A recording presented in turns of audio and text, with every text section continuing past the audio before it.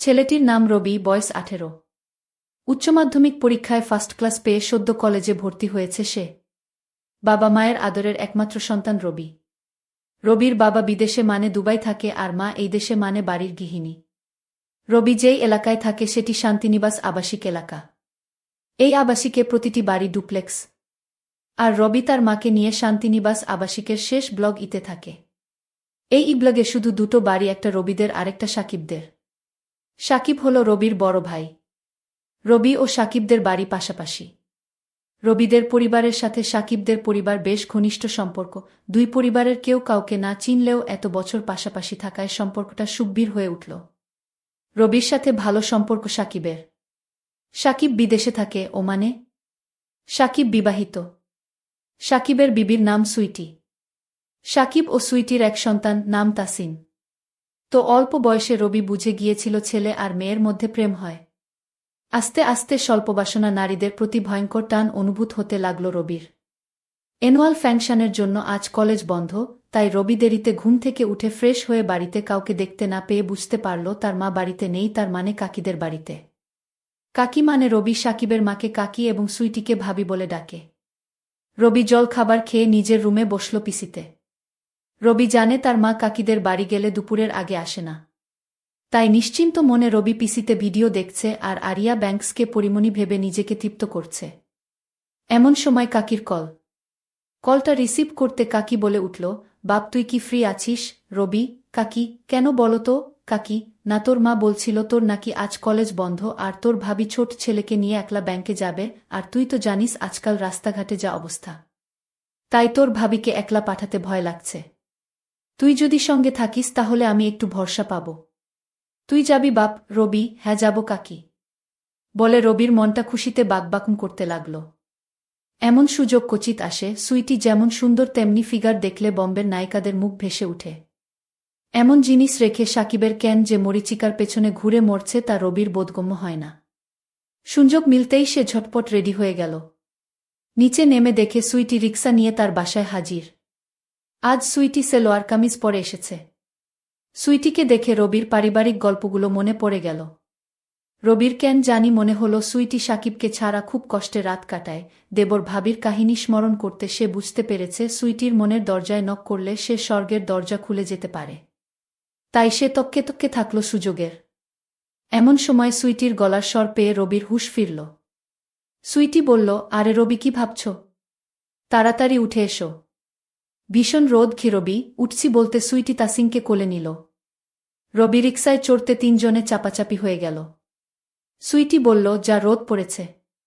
হুডটা তুলে দাও রবি। গি রবি, ওকে ভাবি বলে রবি আরও খুশি হয়ে উঠে ঝটাপট হুডটা তুলে দিতেই সুইটির প্রায় লেপ্টে গেল। রবির ভেতর তোলপাড় শুরু হয়ে গেল।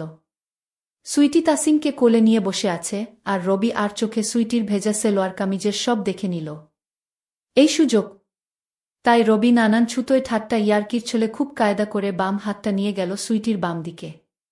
রবি বাম হাতটা এমনভাবে রাখল যাতে রিক্সার ঝাঁকুনিতে আপনাতেই সুইটির সাথে বাড়ি খায়।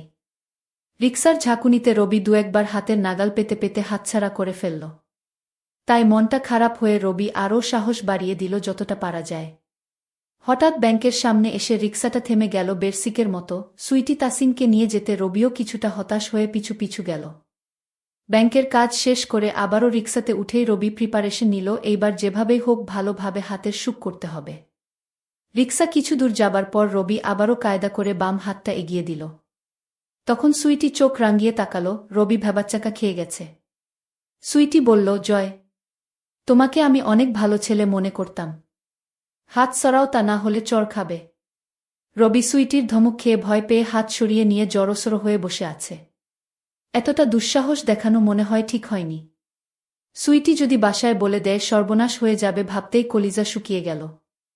সারাটা পথ রবি চুপসে বসে রইল।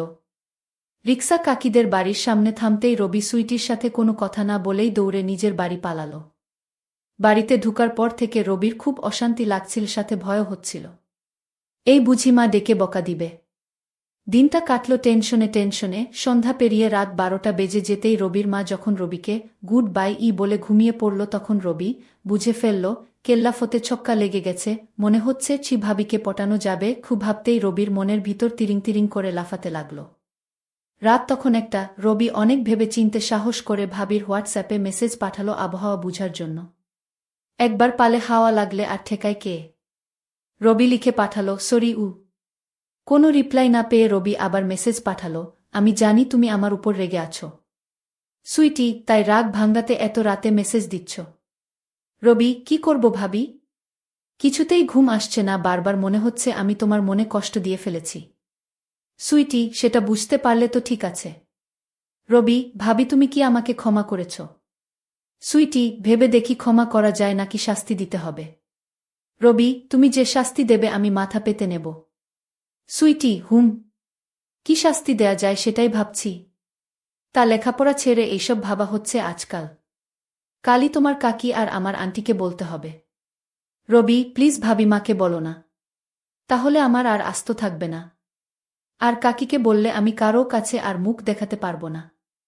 সুইটি, কাজটা কি ভালো করেছ রবি, আমি খুবই সরি। সুইটি, ওকে আর এত সরি বলতে হবে না বারবার। কলেজে একটা গার্লফ্রেন্ড জুটিয়ে নাও, দেখবে সব ঠিক হয়ে যাবে। নাকি এর মধ্যে জুটিয়ে নিয়েছ? রবি, কি যে বলো না ভাবি। সুইটি, কেন, খারাপ কি বললাম? কাউকে মনে ধরেননি রবি, যাকে মনে ধরেছে সে তো মনে ঠাঁই দেবে না, জানা হয়ে গেছে। সুইটি, তাকে বুঝিয়ে বলো তোমার মনের কথা। রবি, সাহসে কুলোয় না। সুইটি, তুমি কি পাগল? পুরুষ মানুষ এত ভীতু হলে কি চলে? রবি, তাকে তো সাহস করে ট্রাই করলাম কিন্তু ফল পেলাম উল্টো। সুইটি, তুমি কি বলছো বুঝতে পারছো? রবি, তুমি কি আমাকে ছোট বাচ্চা মনে করো? তুমি জানো আমি কি চাই? সুইটি, বড় হয়েছ কিছুটা বুঝছি। তা কি চাও? রবি, আরও বুঝতে চাই। ভালোবাসা চাই। সুইটি, আন্টিকে কালই বলতে হবে আপনাদের ছেলে বড় হয়ে গেছে, এবার একটা সুন্দরী মেয়ে খুঁজে বিয়ে দিয়ে দিন। রবি, সাথে এইটাও বলিও এক সুন্দরীর রূপে যে দিওয়ানা হয়ে আছি। সুইটি, আচ্ছা বলবো। তা সেই মানুষটা কে? রবি, চোখে আঙ্গুল তুলে যদি দেখিয়ে দিতে হয় তাহলে কি হবে? তুমি নিজেই খুঁজে নাও। সুইটি, বারে আমি জানব কিভাবে কে তোমার হৃদয় হরণ করেছে? রবি, তুমি খুঁজে দেখো, পেয়ে যাবে। সুইটি, আচ্ছা চেষ্টা করে দেখি। এখন ঘুমাও, অনেক রাত হয়েছে, সকালে কলেজ আছে না? রবি, হ্যাঁ আছে। সুইটি, তাহলে ঘুমাও, গুড নাইট। রবি, ওকে, গুড নাইট। এরপর থেকে দুজনের রুটিন হয়ে গেল প্রতি রাত্রিবেলা চ্যাট করা, আর সেই চ্যাট স্বভাবতই রূপ পাল্টে প্রেমিক প্রেমিকার চিরায়ত সম্পর্কের খুঁটিনাটি বিশ্লেষণ উদ্ধারে দ্রুত মোড় নিল। রবি সদ্য যুবক, তার অপার আগ্রহ নিয়ে সুইটির রূপ লাবণ্যের সাগরে ডুব দেবার অদম্য কৌতূহল, আর সুইটি মরছে স্বামী সঙ্গহীনা। তার জীবনে ধূমকেতুর মতো রবি এসে ভুলিয়ে দিতে চাইছে শূন্যতা। একঘেয়েমিজনিত জীবনে এক অবারিত সুবাতাসের নাম রবি। এমনিতেই দেবর ভাবির ক্লাইম্যাক্স জমে ভালো, সেটা আরও পোক্ত হল সুইটির আশকারা পেয়ে। বয়সটা বাধা হয়ে দাঁড়াল না রবি ও সুইটির মাঝে। দিনের বেলা রবি কলেজে ব্যস্ত থাকে বিধায় সুইটিকে সকালবেলা রবি টাইম দিতে পারে না। তবে প্রতি বিকেলে রবি নিজের বাড়ির ছাদে ওয়েট করে কখন সুইটি ছাদে উঠবে। সুইটি নির্দিষ্ট সময়ে ছাদে উঠে বলে রবিও সেই সময় ছাদে উঠে, দুজনের মাঝে চোখাচোখি হয়, কথা হয় ইশারাতে। রাতে বিছানায় যাবার পর সুইটি অধীর অপেক্ষায় থাকে কখন রবি মেসেজ দেবে। রবি সুইটির মনে জায়গা করে নিল মাস দুয়েকের ব্যবধানে। একদিন রবি মেসেজ দিল, ভাবি, সুইটি, কি গো আমার প্রেমিক আজ এত দেরি যে? আমি তো ভেবেছি নতুন কোনো প্রেমিকা জুটিয়ে ফেলেছ। রবি, একটাকেই ফিটিং দিতে পারলাম না, আর আরেকটার স্বপ্ন। কি করো তুমি? সুইটি, এই তো বিছানায়। রবি, তাসিন কি ঘুমিয়েছে? সুইটি, না। ঘুমিয়ে পড়বে কেন? রবি, না, এমনি জানতে চাইলাম। সুইটি, ও, আমি আরও ভাবলাম কি না কি। রবি, কি ভেবেছ শুনি? সুইটি, কত কিছু তো ভাবি, এত শুনে কাজ নেই। রবি, তুমিও দেখি আমার মতো। সুইটি, কিরকম? রবি, আমিও কত কিছু ভাবি তোমাকে নিয়ে। সুইটি, বাব্বাহ, তা কি ভাবো বলতো? রবি, সেটা বলতে হলে কাছাকাছি আসতে হবে। সুইটি, কাছাকাছি? কতটা কাছাকাছি? রবি, এই ধরো তোমার বিছানায়। সুইটি, ইসরে, বিছানায় পাবার এত শখ? কোমরের জোর আছে তো? রবি, সেটা পরীক্ষা করে দেখে নাও। সুইটি, দেখে তো মনে হয় কাঠমন্ত্রী। রবি, উপরটা দেখেই বুঝে গেলে সব। সুইটি, ধারণা তো করতে পারি। রবি, চাইলে দেখিয়ে দেব, তোমার পছন্দ হবে।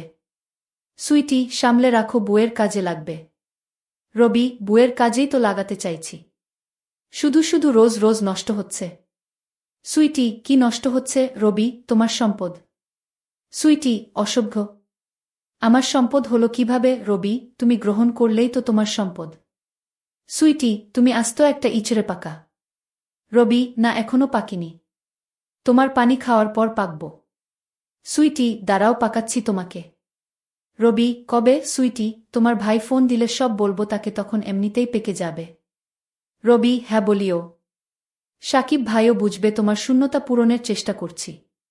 সুইটি, কিসের শূন্যতা? রবি, ভেতরে বাহিরে। উপরে নিচে।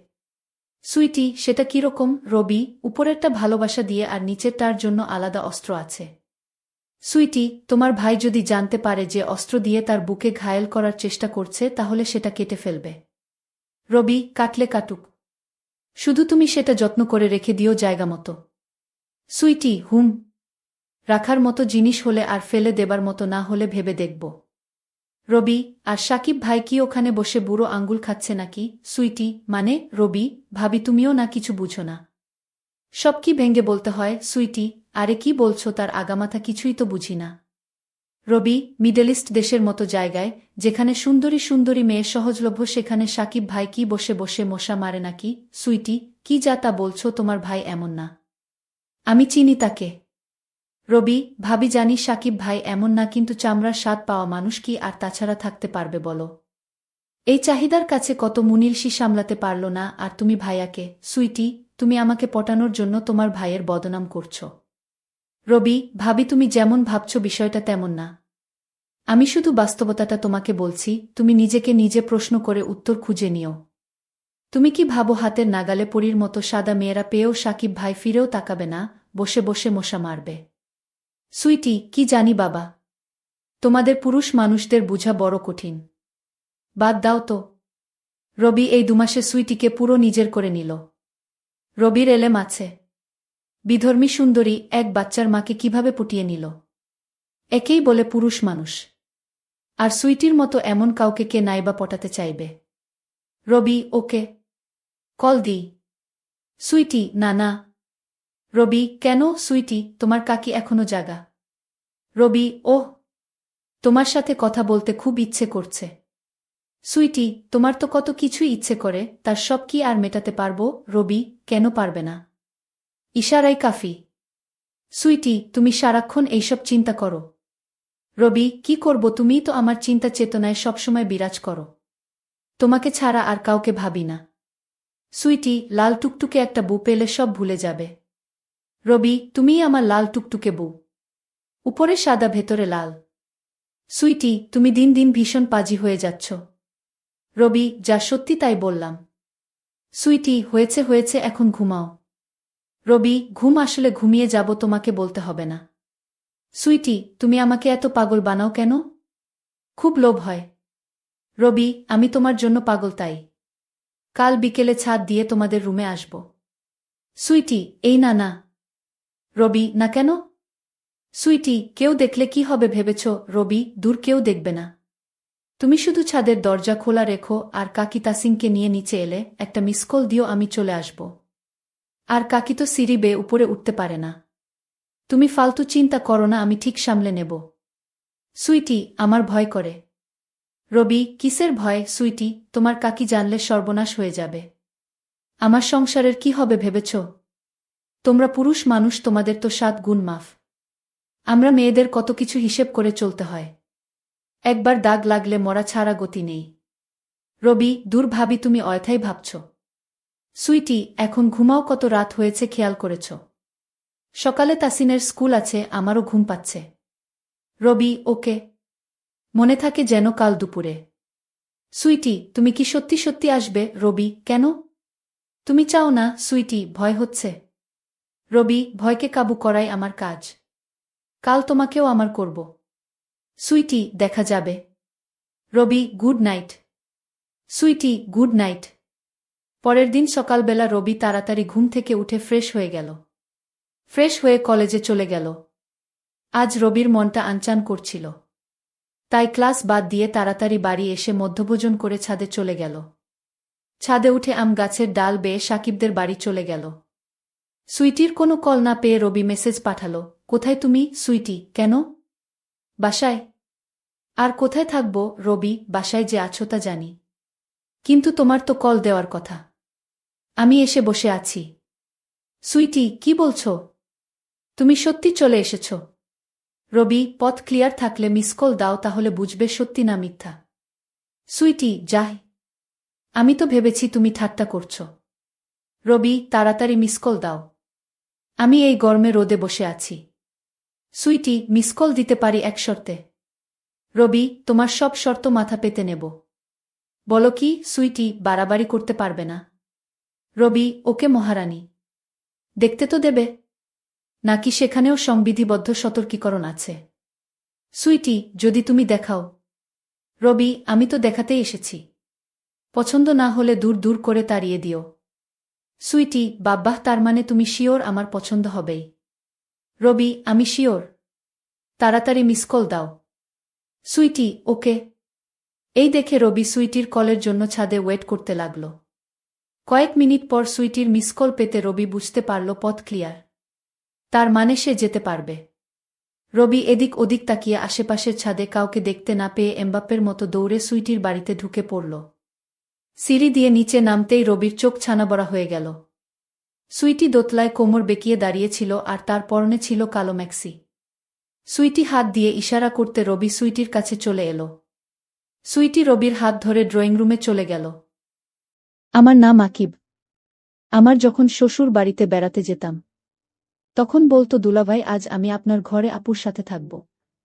আমার শালি আমাকে বলতো যে, জামাইবাবু, আপনি ভীষণ সুন্দর। আমার দিদি অনেক ভাগ্যবতী আপনার মতো স্বামী পেয়ে। আমি আমার শালিকাকে বললাম, তাহলে তোমার বুঝি হিংসা হচ্ছে?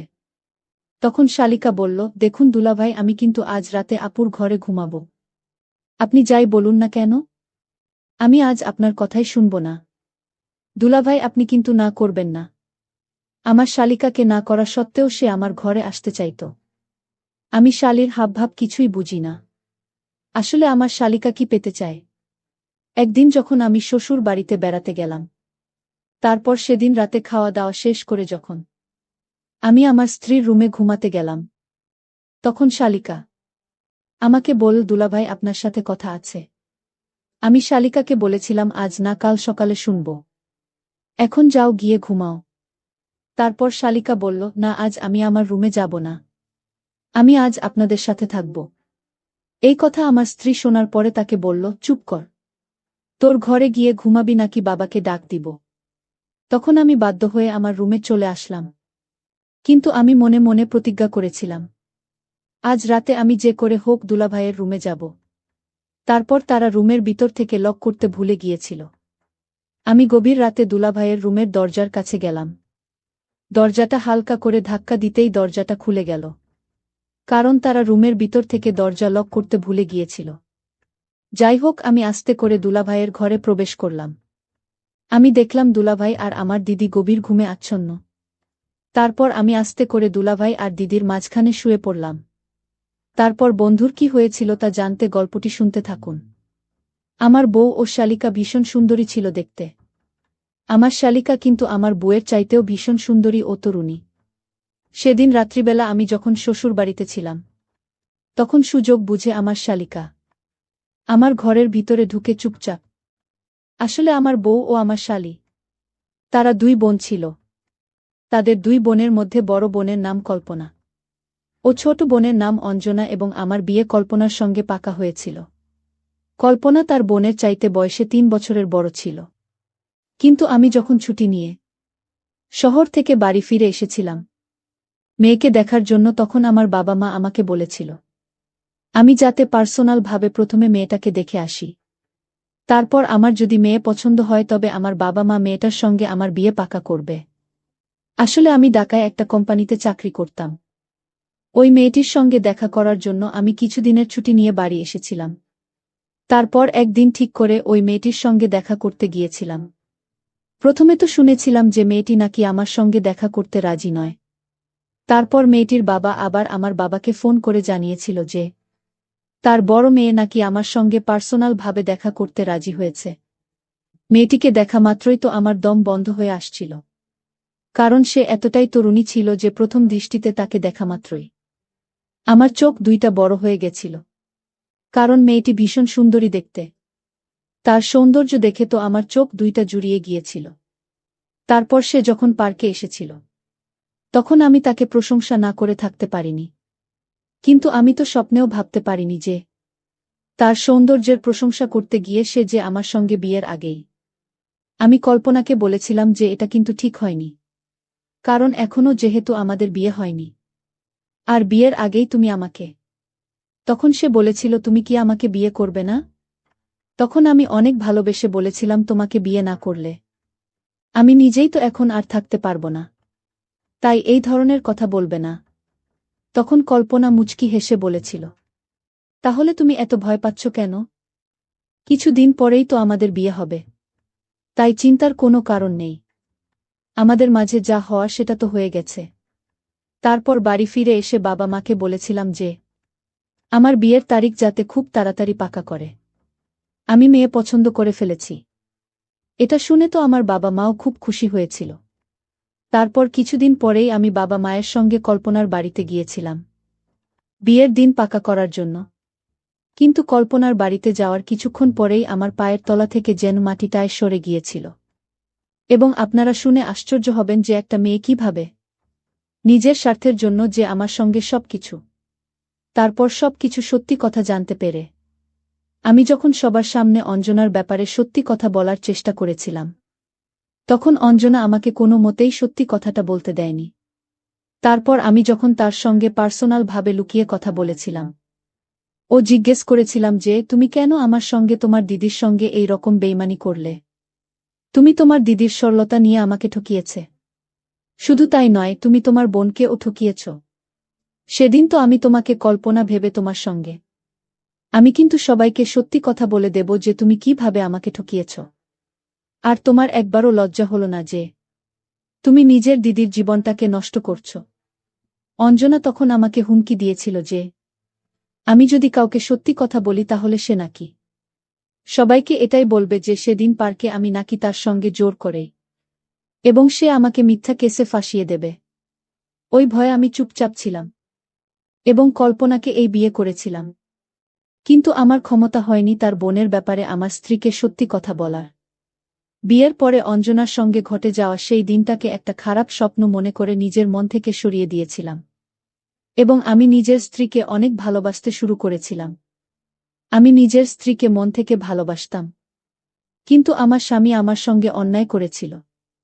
বিয়ের পরে প্রথমে আমি যখন শ্বশুরবাড়িতে আসি, সেদিন রাত্রিবেলা আমি শুয়েছিলাম, তখন রাত্রিবেলা চুপচাপ আমার শালী আমার ঘরের ভিতরে এসে তার দিদির পাশে শুয়ে পড়ল, এবং আমিও ঘুমের ঘোরে তাকে নিজের স্ত্রী মনে করে যখন তার দিকে তাকায় তখন আমার আত্মা কেঁপে উঠেছিল।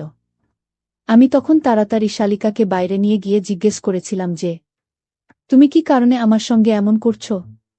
তুমি সম্পর্কে আমার শালী হও, এই জন্য শুধু আমি তোমাকে ছেড়ে দিচ্ছি, নইলে কিন্তু তুমি আমার সঙ্গে যা বেয়াদবি শুরু করেছ এগুলো কিন্তু সহ্য করার মতো না।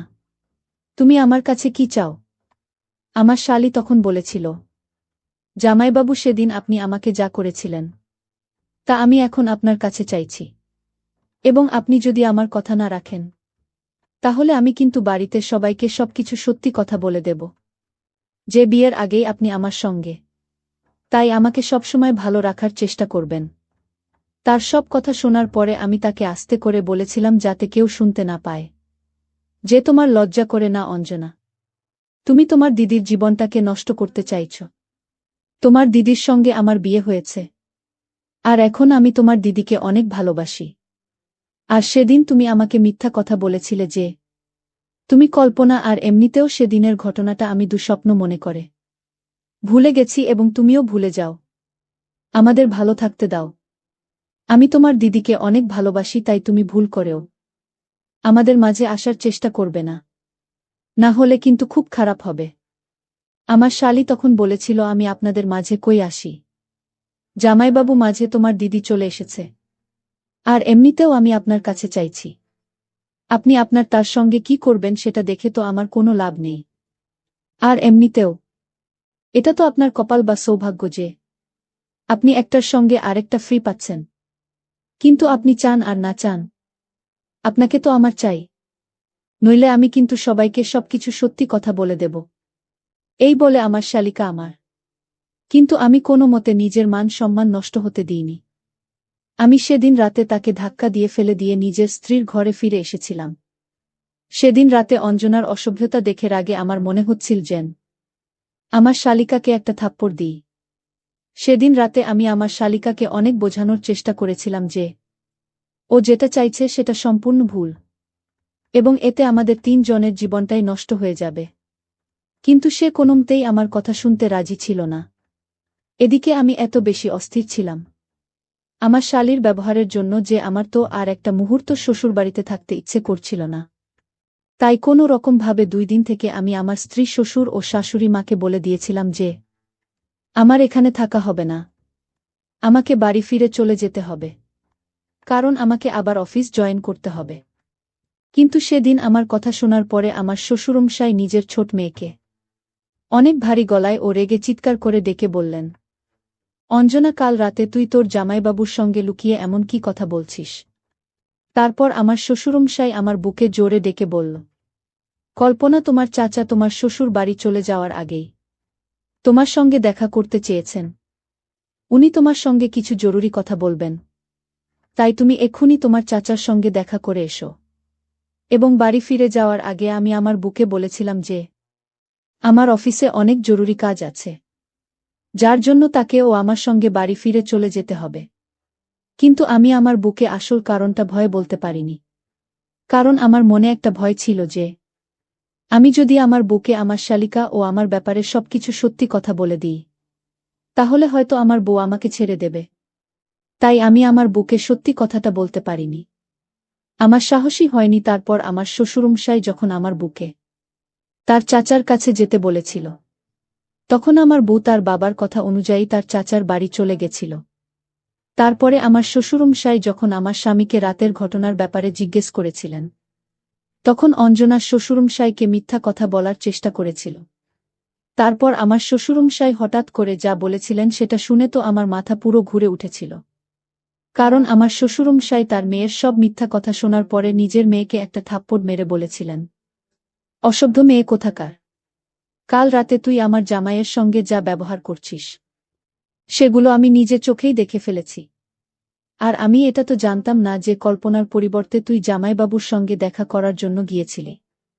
আর ওই পার্কে গিয়ে তুই তোর জামাইবাবুর সঙ্গে, না, আর ভাবতেই পারছি না। একটিবারও ভাবলি না যে ওটা তোর জামাইবাবু হবে? আমি তখন তাড়াতাড়ি করে আমার শ্বশুরমশাইয়ের হাতে পায়ে ধরে বলেছিলাম, বাবা, আমাকে ক্ষমা করে দিন। আমি কিন্তু ভয়ে আপনাকে এবং বাড়ির কাউকে সত্যি কথা বলতে পারিনি। কারণ আপনার ছোট মেয়ে অঞ্জনা আমাকে হুমকি দিয়েছিল, এবং এতে আমার কোনো দোষ নেই।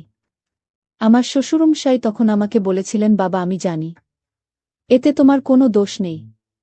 আমার মেয়ে যদি আগেই বলে দিত যে সে কল্পনা নয় অঞ্জনা, তাহলে হয়তো এত বড় ঘটনা ঘটত না। তারপর আমার শ্বশুরমশাই অঞ্জনাকে পাঠানোর সিদ্ধান্ত নিয়েছিলেন, এবং তাকে হুমকি দিয়েছিলেন যে সে যদি এই ঘটনাগুলো তার দিদিকে বলে, তাহলে তাকে বাড়ি থেকে বের করে দেবে। আসলে আমার শ্বশুরমশাই চায়নি যে এই কথার বেশি বাড়াবাড়ি হোক, এবং তার বড় মেয়ে সবকিছু জানতে পেরে কষ্ট পাক বা তার সংসার নষ্ট হয়ে যাক। তাই সেদিন রাতের বেলায় আমার শালী আমার সাথে যা করেছিল সেই সব কিছু লুকিয়ে আমার শ্বশুরমশাই দেখেছিল। তারপর সেদিন সব কথা আমার শ্বশুরমশাই ও শাশুড়ির সামনে পরিষ্কার হয়ে যাওয়ার পরে আমার শ্বশুরমশাই সেদিন রাতেই আমাকে আমার বাড়ি ফিরে যেতে বলেছিল, কল্পনাকে সঙ্গে নিয়ে, এবং এই কথাগুলো কল্পনাকে বলতেও বারণ করেছিলেন। এই ঘটনাটা ঘটতে আজ কয়েক মাস হয়ে গেছে। আমি এখন আমার বুকে নিয়ে ঢাকা শহরে থাকি, এবং আমার শালী আমার এখানে আর কোনো দিন আসেনি। আমার বউ তাকে ফোন করে ডাকে, কিন্তু আমি তাকে কখনো ডাকি না। কারণ আমার বউ তো ঘটে যাওয়া ঘটনাগুলো কিছুই জানে না, এবং আমার শ্বশুরমশাই তাকে এখানে আসতে দেয় না। সেটা তো আমি খুব ভালোভাবে বুঝি যে উনি যেটা করেছেন একদম সঠিক কাজ করেছেন, নইলে আমার পুরো সংসারটা কিন্তু নষ্ট হয়ে যেত।